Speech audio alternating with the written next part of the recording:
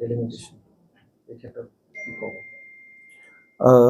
যোৱাকালি যিটো final draft ওলালে সেইটো ইমান ডিটেইলছ ষ্টাডি কৰিবলৈ এতিয়ালৈকে পোৱা নাই। এনে নমেনক্লেচাৰ কিছুমান চেঞ্জ হোৱা এইটো দেখিবলৈ পাইছোঁ। আমি সকলো বিচাৰি আছিলোঁ যে ওদালগুৰি লোকসভাৰ নামটো হ'ব লাগে আৰু গোবৰ্ধনাটো মানাছ হ'ব লাগে। তো মানাছটো হৈছে ওদালগুৰি দৰং ওদালগুৰি এনেকুৱা দেখিবলৈ পাইছোঁ। বাকী যিখিনি সমষ্টি আমাৰ নাম আহিছে যে বড়োলেণ্ডত 15টা সমষ্টি হ'ব লাগে, 15টা নাম আহিছে।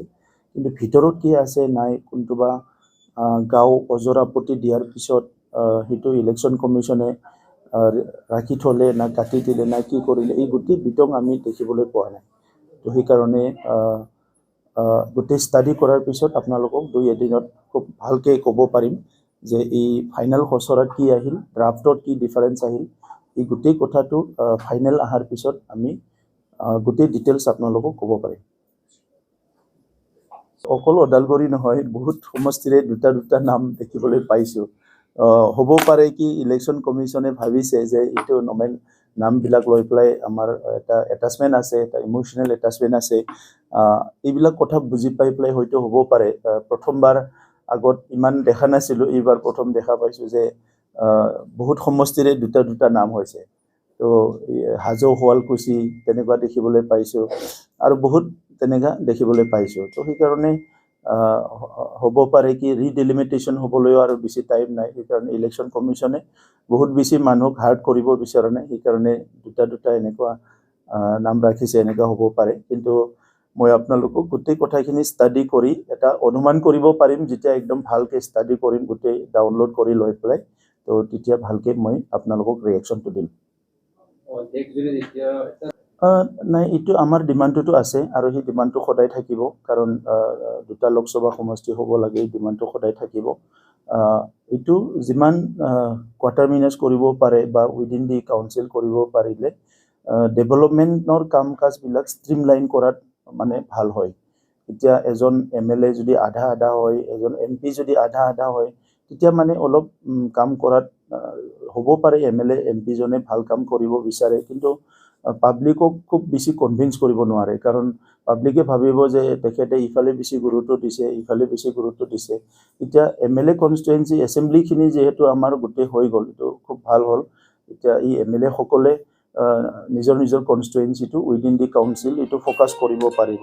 কিন্তু কথা হৈছে যিটো পাৰ্লিয়ামেণ্ট ছেগমেণ্ট, যিটো ওদালগুৰিটো আধা যিটো হৈ গ'ল, এইটো সোনকালে নেক্সট ৰিডেলিমিটেশ্যনত এইটো কমপ্লিট হ'ব বুলি আমি আশা ৰাখিছোঁ। বিভিন্ন দল সংগঠনে যিটো নোৱাৰিব, ইয়াৰ বিষয়ে কি ক'ব?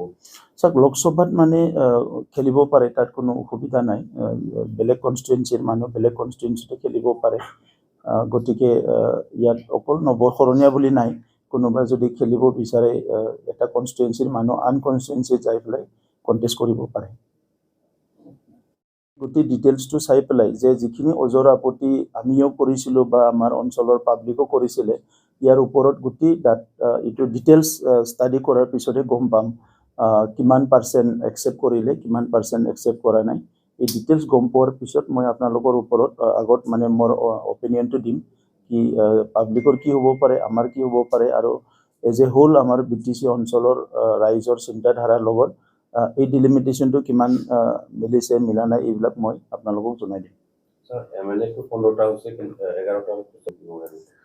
ইয়াৰ কাৰণে সকলোৰো এটা দাবীও আছে, আশাও আছে, আৰু সেইটো আমি প্ৰাপ্য বুলিও ভাবোঁ।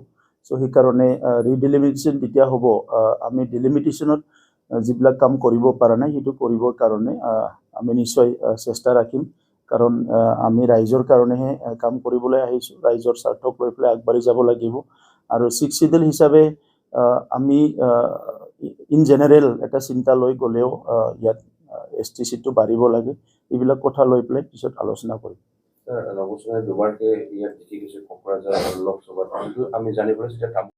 কাৰণ এতিয়া আমাৰ যিখিনি 12জনমান MLA আছে, আৰু ইয়াৰে কিছুমান কনষ্টিটুৱেঞ্চিটো হাফ হৈ আছিলে। চ' তেখেতসকলে উন্নয়নৰ কাম কাজবিলাক যিটো ফ'কাছ কৰিব লাগিছিলে, বহুতে কৰিছে, বহুতে অলপ আধা আধা হৈ আছিলে। তো কালাইগাঁৱত তেনেকুৱা হৈছে, সৰভোগ, ভবানীপুৰ, বৰমা, এনেকুৱা বহুত কনষ্টিটুৱেঞ্চি আছিল, ৰঙিয়া। তো এইবিলাক যেতিয়া ফুল্লি BTCৰ ভিতৰত আহি গ'ল, চ' ইজন MLA এতিয়া BTC অঞ্চলৰ উন্নয়নৰ কাৰণে, নিজৰ সমষ্টিৰ উন্নয়নৰ লগতে BTC অঞ্চলৰ উন্নয়নৰ কাৰণে সি 100% নিজৰ ফ'কাছটো হ'ব। আৰু তেখেতসকলৰ লগত মিলি পেলাই কাউন্সিল গভৰ্ণমেণ্টে ইয়াৰ ইছ্যুখিনি অসমৰ মজিয়াত উপস্থাপন কৰা, এছেম্বলিত ডিছকাশ্যন কৰা, আৰু যিখিনি ডেভেলপমেণ্ট পায় সেইটো কাউন্সিলৰ লগত মিলি পেলাই এইটো আৰু অলপ প্ৰাৰম্ভিক কৰা, স্পীড আপ কৰা, ইয়াত বিভিন্ন কামত আমাৰ সহায় হ'ব। সেইকাৰণে 15জন MLA এৰিয়া ডেভেলপমেণ্ট ফাণ্ডটোৱে বহুত আহি যাব। ইয়াৰ বাহিৰে আজি আমাৰ মুখ্যমন্ত্ৰী ডক্টৰ হিমন্ত বিশ্ব শৰ্মা ডাঙৰীয়া দায়িত্ব লোৱাৰ পিছত বিধায়কসকলকো বহুতখিনি ছাপোৰ্ট দিছে বিভিন্ন স্কিমৰ দ্বাৰা। তেখেতে ডাইৰেক্ট বিধায়কসকলক ৰাস্তা বনোৱাৰ কাৰণে স্কিম দিছে, অংগনবাদীৰ কাৰণে যিটো আমাৰ এতিয়া মডেল অংগনবাদীৰ কাৰণে স্কিম দিছে, আমাৰ পেচেণ্টবিলাকক যিবিলাকে বেমাৰ হয় তেখেতসকলৰ কাৰণে দিছে, ষ্টুডেণ্টৰ কাৰণে দিছে, বহুতখিনি কাম বিধায়কবিলাক কৰি আছে। এতিয়াতো অসমত যিটো দেখিছোঁ, আমাৰ মন্ত্ৰীসকলে এটা ডিপাৰ্টমেণ্টবিলাক চাই আছে, কিন্তু বিধায়কসকলক মানে নিজৰ MLA LAD ফাণ্ডটো ডিষ্ট্ৰিবিউট কৰি পেলাই বহি থাকিব লগা হোৱা নাই। তেখেতসকলক বহুত ডেভেলপমেণ্ট পাইছে। গতিকে নিশ্চয় 15জন MLA হোৱাৰ লগে লগে আমাৰ অঞ্চলৰ ডেভেলপমেণ্টটো আৰু বেছি মানে কি স্পীড আপ হ'ব। কেনেকৈ প্ৰিপেয়াৰ হয় আপকামিং MP ইলেকশ্যন আছে আৰু ডেলিমিটেশ্যন হৈ গ'ল, ইয়াৰ BPF আছে, BJP আছে, UPPL আছে, এলায়েন্সত আছোঁ, BJP, AGP আৰু UPPL। আমি কাউন্সিলতো আছোঁ, BJP, GSP আৰু আমাৰ UPPL। চ' এতিয়া ষ্টেটত যিটো পলিচি হ'ব, বোথ ডেভেলপমেণ্ট পলিচি আমাৰ মাননীয় মুখ্যমন্ত্ৰী ডাঙৰীয়াৰ নেতৃত্বত, ছেকেণ্ড হ'ল পলিটিকেল পলিচিৰ থ্ৰু ডিছকাশ্যন হ'ব।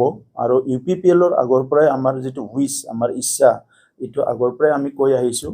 আৰু আজিও মই ক'ম যে যদিও আমি এটা এলায়েন্স আমাৰ টীমৰ লগত আলোচনা হোৱা নাই আৰু আমাৰ নিজৰ মাজতো আমি ফাইনেল কৰা নাই, আমাৰ জেনেৰেল উইচটো হৈছে যে কোকৰাঝাৰত আমি খেলিম আৰু মংগলদৈটো BJPয়ে খেলিব, ওদালগুৰি মংগলদৈ যিটো হ'ল। চ' এইটো আমাৰ আগৰে এটা উইচ আছিলে, সমষ্টি দুটা হ'লেও। চ' তেনেকুৱা চিন্তাত আমি গৈ আছোঁ। আৰু অসমত, বিশেষকৈ অসমৰ কথা ক'বলৈ গ'লে, পাৰ্লিয়ামেণ্ট ইলেকশ্যনে হওক বা নেক্সট এছেম্বলি ইলেকশ্যনে হওক, আমাৰ মুখ্যমন্ত্ৰী ডাঙৰীয়াই যেতিয়ালৈকে নেতৃত্বত আছে, ইয়াত বহুত বেছি কেম্পিং কৰিব লাগে বুলি মই নাভাবোঁ। এতিয়া অল ইণ্ডিয়া লেভেলত যিটো মানে অপজিশ্যনে ইণ্ডিয়া নাম লৈ যিটো কেম্পিং কৰি আছে, এই কেম্পিঙৰ বহুত বেছি প্ৰভাৱ অসমত নাহিব। কাৰণ মুখ্যমন্ত্ৰী ডাঙৰীয়াই স্বাধীনতাৰ পিছত প্ৰথমবাৰ মুখ্যমন্ত্ৰী হিচাপে দায়িত্ব লৈ কি অসমখন যিমান মানে ইয়াৰ গোটেই পলিটিকেল কালচাৰ, ইয়াৰ এডমিনিষ্ট্ৰেটিভ কালচাৰ, ইয়াৰ ডেভেলপমেণ্টেল যিটো ভিজন, এইটো যেনেকৈ মানে আজি আনিছে, এইটো গোটেই ভাৰতবৰ্ষই আজি শলাগ লৈছে। আৰু আমি অসমৰ নাগৰিক হৈ পেলাই, আমি অসমৰ বাসিন্দা হৈ পেলাই চবেই গৌৰৱ অনুভৱ কৰিছোঁ। ৰাজনীতি থাকক নাথাকক, চবেই আমি গৌৰৱ অনুভৱ কৰিছোঁ যে মুখ্যমন্ত্ৰী ডাঙৰীয়াই শিশুৰ পৰা লৈ পেলাই বৃদ্ধলৈকে যিখিনি আঁচনি আজি তৈয়াৰ কৰিছে, এজন খেতিয়কৰ পৰা লৈ পেলাই নিবনুৱা যুৱ যুৱতীলৈকে যিখিনি আঁচনি তৈয়াৰ কৰিছে, আমাৰ গোটেই মানে টেকন'লজি আদি কৰি স্পৰ্টছ কালচাৰ, আজি বিহু গিনিজ ৰেকৰ্ডত আনাৰ পৰা, এই গোটেই যদি অসমৰ প্ৰতিচ্ছবিটো চাবলৈ যায় আৰু ডক্টৰ হিমন্ত বিশ্ব শৰ্মা ডাঙৰীয়াৰ যদি ভিজনটো চাবলৈ যায়, আজি অসমৰ মানুহৰ কাৰণে এইটোৱে গল্ডেন এৰা বুলি ক'ব লাগিব, এইটোৱে সোণালী সময় বুলি ক'ব লাগিব। তো এইখিনি সময়ত অসমত আৰু কিবা এটা বেলেগ দলৰ কথা চিন্তা কৰিব, বেলেগ এটা টীমৰ কথা চিন্তা কৰিব, সেইটো আজিৰ মানুহে ভাবিব নোৱাৰে। আৰু এইটো ভাবিলে বহুত ডাঙৰ ভুল হ'ব বুলি মই ভাবোঁ। চ' থাকিব পাৰে কাৰোবাৰ পলিটিকেল স্বাৰ্থত, কোনোবা ভাল পোৱা বেয়া পোৱা থাকিব পাৰে, কোনোবা বেলেগ দলত থকা মানুহ বেলেগ কথা ভাবিব পাৰে, আৰু কিছুমান ছেকশ্যন মানুহ থাকে তেখেতসকলে খুব ডিপলি চিন্তা নকৰে। এতিয়া চাওক, যিটো শান্তি প্ৰতিষ্ঠা হ'ল অসমত, সেইটো গোটেই ভাৰতৰ কাৰণে এটা মডেল হৈ গ'ল, গোটেই উত্তৰ পূৰ্বাঞ্চলৰ কাৰণে এটা মডেল হৈ গ'ল। এতিয়া মই নিজে যেহেতু এটা শান্তি প্ৰক্ৰিয়াৰ মাজেৰে আহা বা আলোচনাৰ মাজেৰে আহি একত কৰি আহিছোঁ, আজি উত্তৰ পূৰ্বাঞ্চলৰ যিমান ৰাজ্য আছে প্ৰত্যেকখন ৰাজ্যই আমাৰ মুখ্যমন্ত্ৰীৰ ওপৰত মানে তেখেতসকলে বহুতখিনি সমস্যা সিদ্ধান্ত লোৱাত মুখ্যমন্ত্ৰীৰ ওপৰত নিৰ্ভৰ কৰে আৰু অকল ৰাজ্যখন নহয়, ইয়াত আমি আণ্ডাৰগ্ৰাউণ্ড যিবিলাক চিজফায়াৰত আছে, ছ'চিয়েল অৰ্গেনাইজেশ্যন যিবিলাক আছে, পলিটিকেল অৰ্গেনাইজেশ্যন যিবিলাক আছে, সকলো যি দলতো নাথাকে কিয় তেখেতসকলে দলৰ খাতিৰত এটা দুটা কমেণ্ট বাহিৰত নেগেটিভ ক'ব পাৰে, কিন্তু গোটেই সমস্যাৰ সমাধান উত্তৰ পূৰ্বাঞ্চলত দিল্লীও নিৰ্ভৰ কৰে আমাৰ মুখ্যমন্ত্ৰী ডাঙৰীয়াৰ মানে ওপৰত আৰু গোটেই এনটিআৰ নৰ্থ ইষ্টে নিৰ্ভৰ কৰে আমাৰ মুখ্যমন্ত্ৰী ডাঙৰীয়াৰ ওপৰত। গতিকে এনেকুৱা সময়ত আজি অসমত পলিটিকেল যিটো চিনাৰিঅ' ইয়াত কোনোবাই আহি সাংঘাতিক কিবা এটা পৰিৱৰ্তন কৰিব পাৰিব আজিৰ তাৰিখত মই সেইটো কোনোদিনে নাভাবোঁ। আৰু আমি মুখ্যমন্ত্ৰী ডাঙৰীয়াৰ লগত আছোঁ, কাৰণ আমি উন্নয়ন বিচাৰোঁ, আমি শান্তি বিচাৰোঁ আৰু অসমখনো আমি ভাৰতৰ অইন ৰাজ্যৰ নিচিনা, মহাৰাষ্ট্ৰৰ নিচিনা, বেলেগ ৰাজ্যবিলাকৰ, গুজৰাটৰ নিচিনা বেলেগ ৰাজ্যবিলাকৰ নিচিনা উন্নত ৰাজ্য হোৱাটো আমিও বিচাৰোঁ।